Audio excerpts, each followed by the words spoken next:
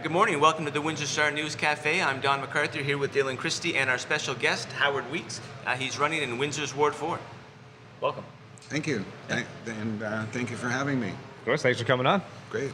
Okay, so you've been out pounding on doors. What are they telling you? Well, they're telling me all kinds of concerns that they have, including our, poor condition of our roads, the sewers, flooded basements, crime issues, social issues, and most of the people that I've been talking to are not happy with the status quo. They feel that there has been too much money channeled into huge mega projects. They're angry that a lot of their local neighborhood facilities for recreation have been minimized or eliminated. A lot of the folks I'm talking, it's not in my ward, but a good example is Waterworld, which I fought to keep open. However, council decided to close it. I have been telling people at the door that if I am elected, I will do everything, excuse me, that I can to open that back up. It's still in existence. They still have the gym facilities operating. They've just drained the pool, and they say that nobody was using it, and there's probably reasons for that. One of them being that they sort of put out the word that it was going to close, and for the longest time, and nobody really knew if it was open or not. Therefore, attendance dropped off and justified their closing of it. So anyway, back to people at the door. I've been getting really good response.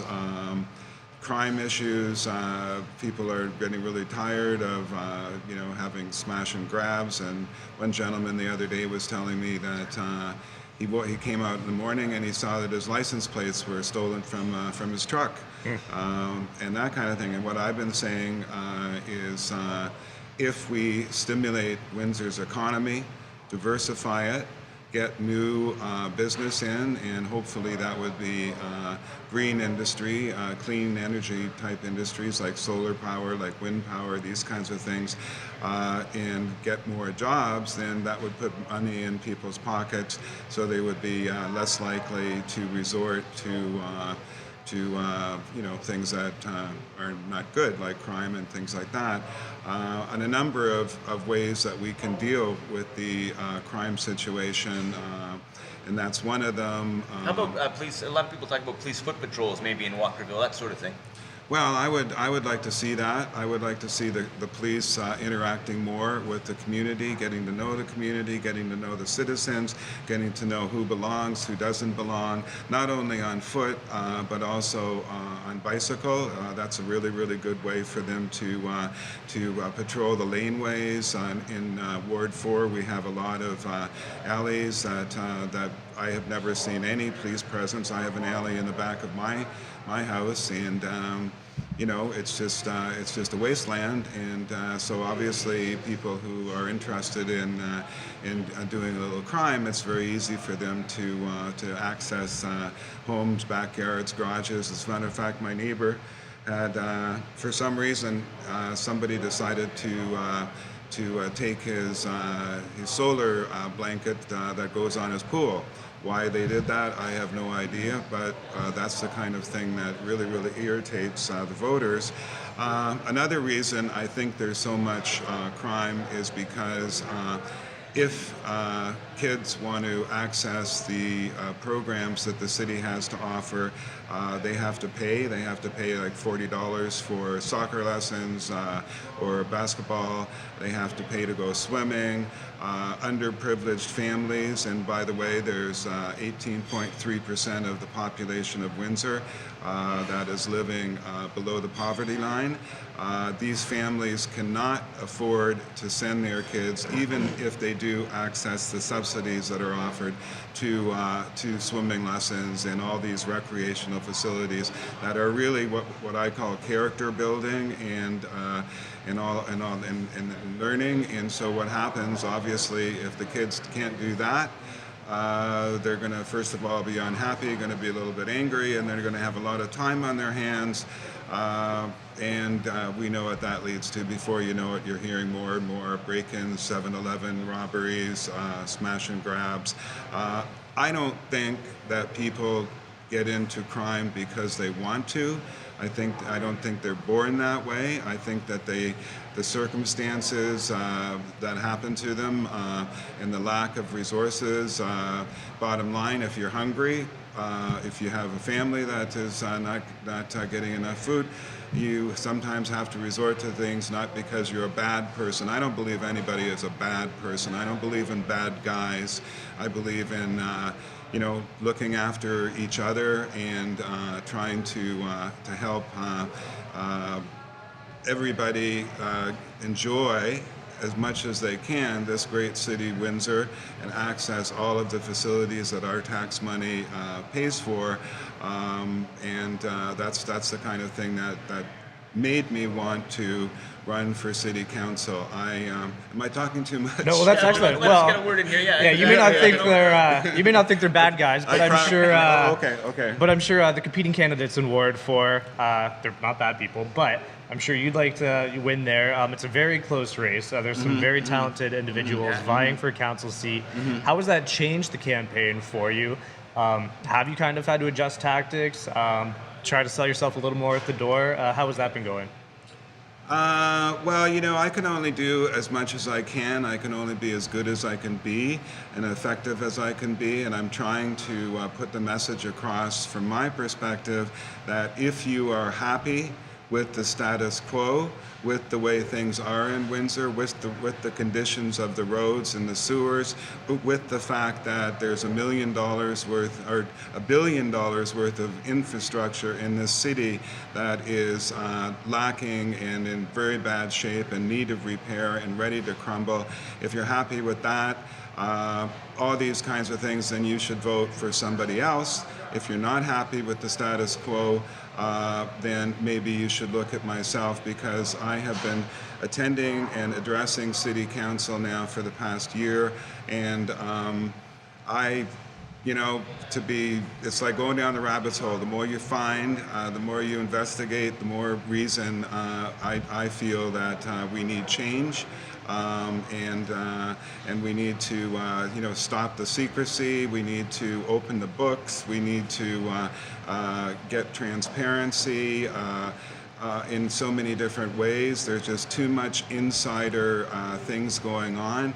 When I've asked council questions about why they think that's a good idea to build a new city hall at upwards of 50 to $60 million, and I explain to them as much as I can as a delegate that there's other ways we could be spending this money to help individual citizens. They just kind of collectively shrug and then go ahead and vote to spend more money on aquatic centers, swimming pools in the East End. Now they're talking about, in fact, they voted to have a underpass, $1 million, like I don't know how many $1 million underpass under Riverside Drive so people can access our waterfront. I was at the meeting when they discussed that. I was stressing that they should be, saving the money. They should put it into other social issues and maybe install a few more pedestrian-operated red lights. Obviously, they didn't think that was a good idea. And they decided that they wanted to move forward with this very expensive, the first of probably a few very expensive underpasses. Last council meeting, I addressed them about this. They want to have a big party at the St. Clair Center for the Arts, which would be for the new city council, and spend, I have no idea, it didn't say in the agenda item how much, but for photography, for catering, for rentals, for all this kind of stuff. I said it sent the wrong message at a time when we have the second highest unemployment rate in Canada, at a time when We have $65 million worth of social housing structure that is in dire need of repair. I saw the article that was in the Star a couple of weeks about that. People living with cracked walls and leaky ceilings. And all of this, and I just said it sent the wrong message for them to be going to have a party for themselves. And I said, I hate to rain on anybody's parade, but we should get busy, and we should start working to make this great city even greater. Okay, you have sort of a special perspective or a unique perspective. Your father was once mayor. Does that influence sort of your desire to run for office? Did you learn any lessons from him? Well, I certainly learned a lot of lessons from him, and one of the biggest was perseverance, was getting an idea that you thought was a good idea and then running with it and facing all kinds of opposition. A really good example of that is what he did for our riverfront. I can remember when I was a kid, all you could see when you went along Riverside Drive was freight cars and old warehouses, and my dad used to say to me, one of these days, you're going to see nothing but waterfront all the way. And I just kind of laughed. I thought, oh, that's impossible. It can't happen. My dad was a visionary. He taught me that if you try and if you fight and if you struggle, you can win.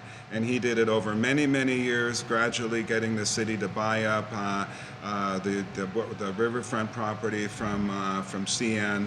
And that's the kind of thing that I've learned from him. That I want to do the same kind of things to help Windsor now. Certainly, my experience at City Council has been, very frustrating. Very rarely do they seem to even pay attention. However, one issue that they did pay attention was the issue of railway safety and the dangerous goods that they send through the city, and the idea that they don't want to let people know what there is in those dangerous goods. As a matter of fact, Council was faced with a decision to sign a document that said that if the railway companies were not happy with the way Council was keeping the secrets, that the railway companies could sue the city, and the city would not have any right to defend themselves. And that's what the railway companies wanted the city to sign. I strongly advised against this in my address to City Council, and lo and behold, they decided to scratch out the phrase in the contract that said, injunctive relief. You can't defend yourself if we sue you. They scratched that out and they sent it back. And now Windsor is the only city in Canada, to my knowledge, that has stood up to the railway companies and said, no, we're not going to bow down to everything you say. So I was quite happy and felt good that. I don't know for sure, but I think I had an effect in that decision, and that's Howard, like that's my old excellent. man. No, that's great. Well, it's clear that you've been following municipal politics very closely. You are involved. You're participating in 25 words or less. Can you just tell the voters why they should vote for you? Well, I'm running not because I want to, but because of all the experience I've had that I have to. I want to obviously work hard to help the citizens of Windsor, the everyday people. I want to bridge the communication between the neighborhoods and City Hall. I want to open up City Hall so that citizens have access to City Hall and can ask questions and get answers. All of these reasons, I could go on. I'm sure I've gone over 25. Not you. You couldn't go on. I said to myself, and my sister Elaine tells me, don't run on and on, just answer the question and keep it simple. But there's just so many issues, and I'm so pumped about my opportunity to actually have some effect with these issues that I can't help just kind of letting go. That's excellent. Okay, you're not shy on passion, that's for sure, Howard. Thanks for joining us here My at the Windsor pleasure. Star News Cafe. Howard Weeks, he's running in Windsor's Ward 4.